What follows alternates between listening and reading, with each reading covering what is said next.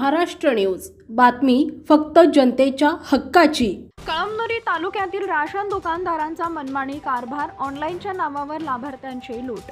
पुरवठा अधिकारी व तहसीलदार यांच्या आशीर्वादाने कळमनुरी तालुक्यातील प्रत्येक गावातील स्वस्त धान्य दुकानदार ऑनलाईनच्या नावाने लाभार्थ्यांचा मिळणारा माल काळा बाजारात विक्री करत असून याकडे कोणतेही अधिकारी लक्ष देत नाहीत। त्यामुळे वैतागून कळमनुरी तालुक्यातील बौर गावातील काही लाभार्थी कळमनुरी तहसीलदार व पुरवठा अधिकारी यांच्याकडे गेली 3 महिन्यापासून बौर येथील राशन दुकानदार लाभार्थ्यांचे अंगठे घेऊन माल मात्र देत नसल्याची तक्रार करण्यात आली आहे। यावेळी तहसीलदार यांनी आलेल्या तक्रारदारांना 3 दिवसात गावात जाऊन पंचनामा करून लाभार्थ्यांना तातडीने माल मिळवून देण्याचं आश्वासन दिले।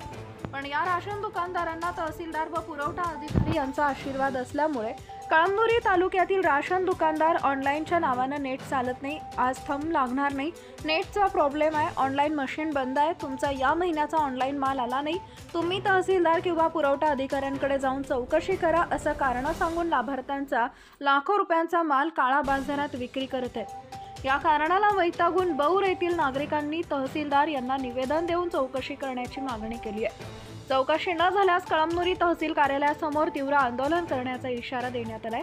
यावेळी राजू कांबळे, बौद्धरत्न बलखंडे, विजय जोंधळे, जितेश कदम, शेखर शहरबाज, अमोल पुंडगे आदी गावकरी उपस्थित होते। मुख्य संपादक Govind Deshmukh, GTV Maharashtra news. Subscribe now and press the bell icon.